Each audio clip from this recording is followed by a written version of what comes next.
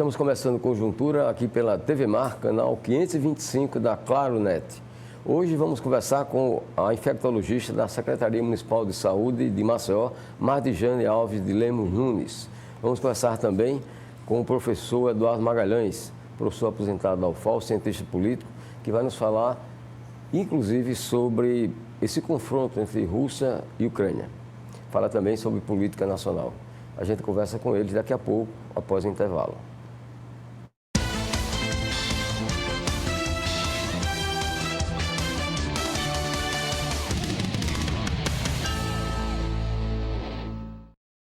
Com mais de 36 anos de experiência, a System Idiomas oferece cursos para todas as idades, com uma metodologia de ensino que busca constante atualização.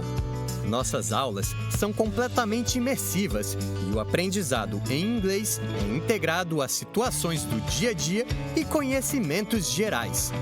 Você adquire a língua e outros conhecimentos ao mesmo tempo. System, inglês para você ganhar o mundo.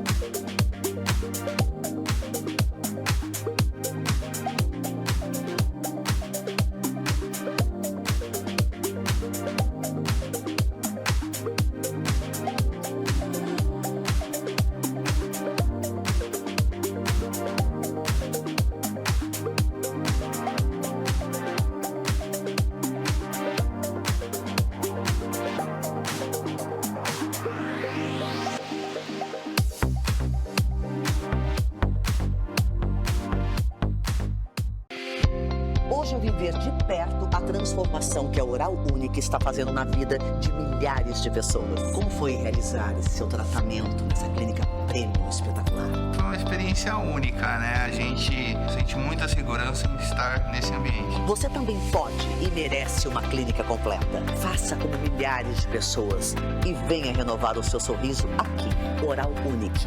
Você pode e merece o melhor. Seja um doador. Sua doação pode salvar até 4 vidas.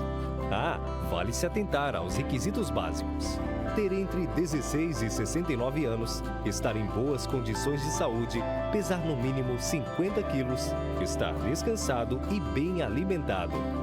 Agora que tudo está ok, procure o hemocentro mais próximo e doe sangue. Salve vidas. Mariana é meu maior tesouro e, como pai, me senti no dever de protegê-la. A vacina salva vidas. Eu vacinei minha filha. Vacine seu filho também. A vacinação infantil, na faixa etária entre 5 e 11 anos, é segura, reduz gravidade, mortalidade e sequelas. Eu vou vacinar o meu filho. A vacinação é um ato de amor. Leve seu filho para tomar a vacina contra a Covid-19.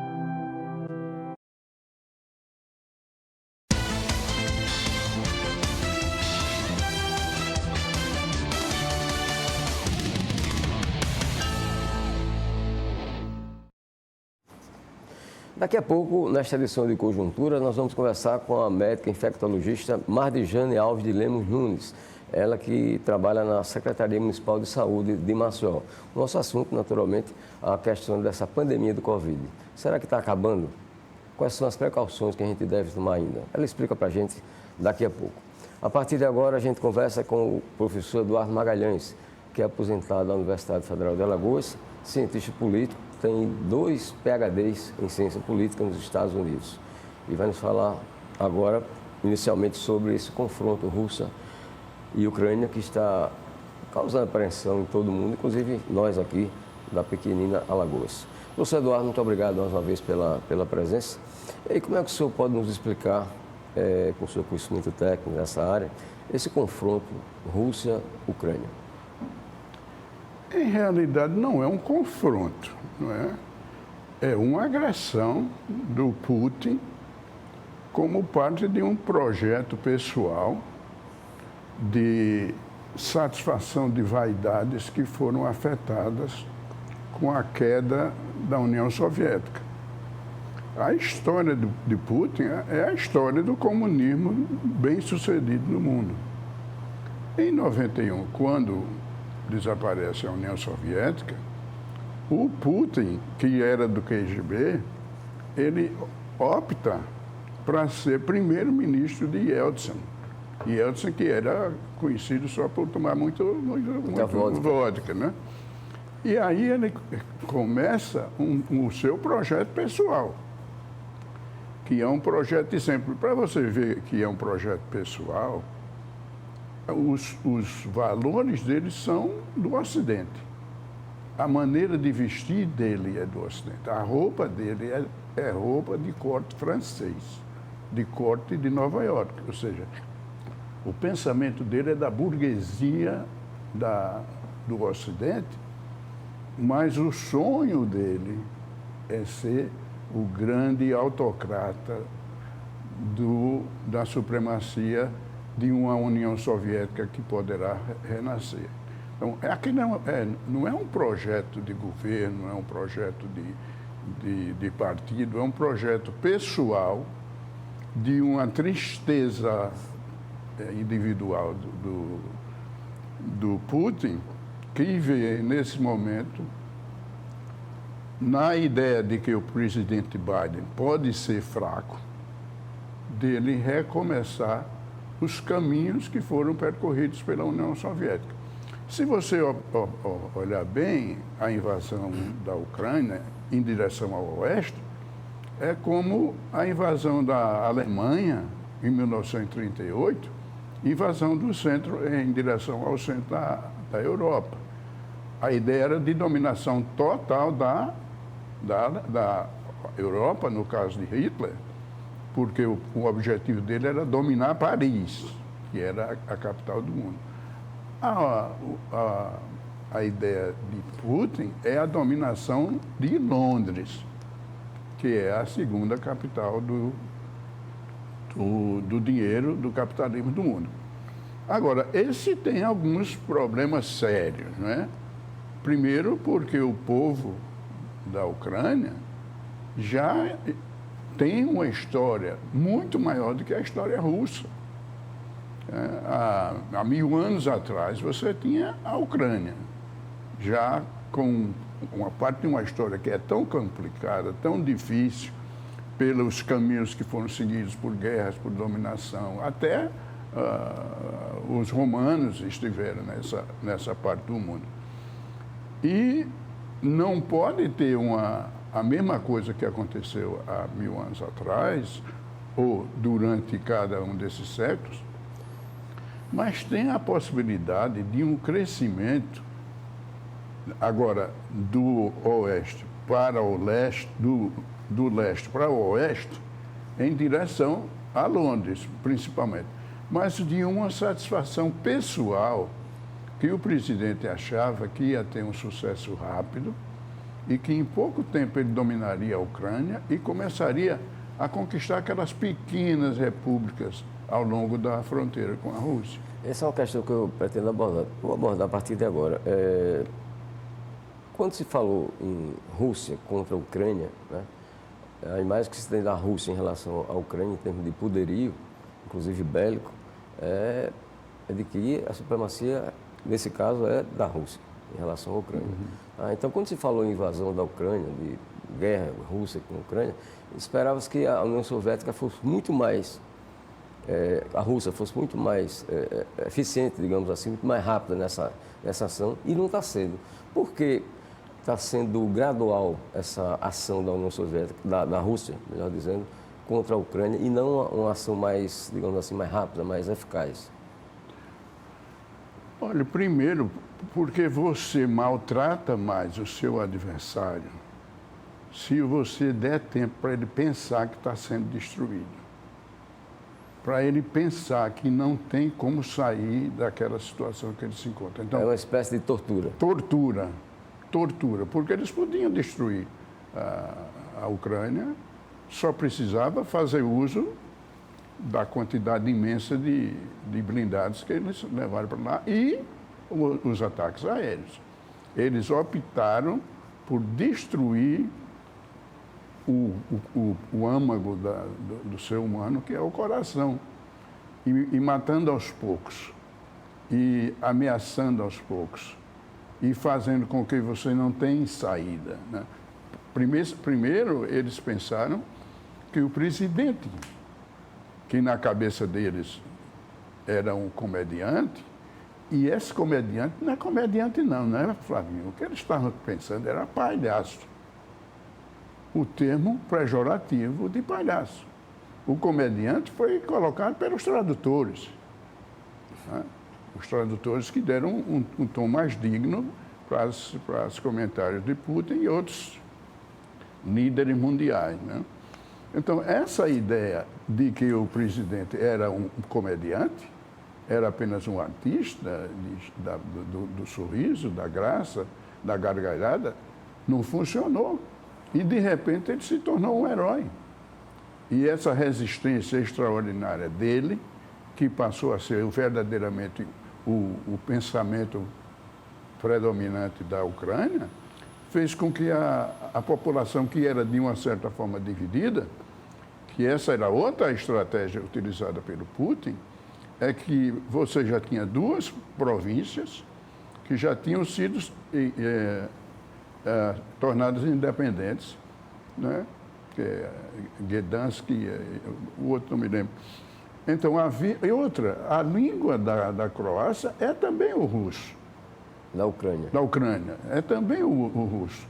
Então, era muito fácil atrair a simpatia desses russos ou desses falantes de russo e com mais fácil aceitação dessa presença da Rússia lá na Ucrânia. E não aconteceu. A resistência do presidente foi simplesmente notável, ao ponto de repente, ele se tornar um grande candidato ao Prêmio Nobel esse ano, né? A coragem dele, a comunicação dele, o poder de falar com as pessoas e a capacidade de visualizar que o mundo inteiro vai se posicionar contra o Putin. E nessa onda, ele está resistindo até que seja possível. E nesse momento, mais cedo ou mais tarde, os Estados Unidos terão que tomar uma posição muito mais forte. Professor Eduardo, quais são os impactos do ponto de vista econômico no sentido mundial, no sentido global? É total. Qualquer coisa num país que tenha um papel importante no comércio internacional vai ter um impacto no mundo. Veja bem, o grande produtor de petróleo para os Estados Unidos é a Rússia. Os Estados Unidos são o maior cliente do petróleo russo. Ou seja, os Estados Unidos também vai ser afetado. A primeira coisa que eles estão fazendo nos Estados Unidos, no caso do petróleo, é estar negociando nesse momento com a Venezuela para retirar as sanções contra a Venezuela, que é o maior produtor de petróleo do mundo, é a Venezuela voltar a suprir o mercado americano e, de repente, eles não vão depender mais da Rússia. E outra coisa, os Estados Unidos são autossuficientes em quase tudo, mas o mundo não é autossuficiente em quase tudo. E os Estados Unidos têm que suprir os mercados dos outros países também. Então, a situação da Rússia, isso só na parte de petróleo, mas na parte de fertilizantes, na parte de tecnologia, que a tecnologia, o software é americano, mas a transformação no negócio não é mais americano. Ele é japonês, ele é sueco, ele é coreano, ele é russo. Então, isso vai afetar de maneira... Inclusive, nós que temos o setor mais importante, que é o setor da agroindústria, nós vamos ser afetados porque nós não somos autossuficientes em fertilizantes. Poderíamos até ser, mas mesmo que o Brasil decida investir pesado em fertilizantes, você vai ter produção daqui a 2, 3 anos. Não é coisa de curto prazo. Né? Não é nada a curto prazo. Então, nós também vamos ser afetados e afetados muito. Na próxima safra, não, porque nós somos tão organizados que já não vai ser afetado. O clima pode afetar, mas não a ausência de fertilizantes que nós já temos nos meios de... Professor Eduardo, há apreensão por parte de muita gente quanto à possibilidade de uso de armas nucleares por parte da Rússia. O senhor acha que pode chegar a esse ponto? Pode. Com o Putin, não tenha dúvida. Não tenha dúvida. Quando ele disse, nós podemos chegar para uma coisa mais perigosa, ele não está brincando, ele não está blefando, é verdade. Agora, interessante do que vai acontecer, o perigo para o mundo, eu me lembrei, e estou aqui cobrando de uma pessoa que tem que ocupar um papel importante. E até uma oportunidade gigante para o renascimento da Igreja Católica. Em 1962, eu era um estudante de Direito. Pensar que sabia mais do que todo mundo, no primeiro ano de Direito, você imagina, era chamado acadêmico, né? Naquele tempo você era chamado acadêmico de Direito. E veio a crise dos mísseis da Rússia lá em Cuba. E naquele tempo, Cuba tem um prestígio no Brasil muito grande. O Che Guevara era o herói de todos os brasileiros, né? Bem sofisticado. Pois bem, a pessoa mais importante para conter a Rússia, que naquele tempo já era a União Soviética, foi o Papa João XXIII. A ação e a atitude dele foi decisiva para que não houvesse uma guerra mundial. Ele, que foi o primeiro Papa a viajar, ele foi à Rússia, ele foi aos Estados Unidos, ele negociou pessoalmente com Khrushchev e com Kennedy, no sentido de que as bombas não fossem deflagradas, não fossem utilizadas. E convenceu aos russos de retirarem os mísseis de Cuba e convenceu os americanos de retirar os mísseis da Itália e da Turquia. Então, o Papa Francisco não pode só fazer homilias em Roma. Ele tem que assumir o papel de ser o líder do maior grupo do mundo, que é o grupo católico.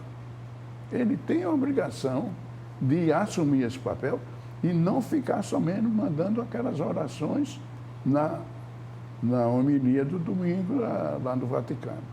Ele é uma liderança nacional e internacional e é obrigado a participar nesse processo de evitar uma guerra mundial. Porque o Einstein fez um comentário interessante em 48, 49, disse, se houver uma quarta guerra mundial, se houver uma terceira guerra mundial, ela será disputada a pau e pedra, porque uma terceira guerra mundial vai acabar o mundo. Isso na década de 40. Você não pode ter uma guerra mundial, porque quem tiver as armas nucleares vai usá-las. E outra, as armas nucleares são dois tipos. Um tipo é de estratégia, né? E um tipo de ataques limitados, até 1 milhão de capacidade de destruição. Eles, quando começarem a usar esses de contenção, essas armas não tão letais, não vão ter o sucesso que teriam usando as armas estratégicas. Então, inevitavelmente, para um camarada como o Putin, que não sabe perder, porque a história de Putin é uma história de vitórias através de assassinatos. Ninguém matou. O Putin, na história do mundo, nos últimos 200 anos, o maior criminoso é considerado Stalin. Lenin e Stalin, mas principalmente Stalin, na década de 30. Matou milhões e milhões de pessoas, até pior do que Hitler. Pois bem, o Putin já matou mais adversários políticos do que qualquer outro autocrata, ditador da história da humanidade.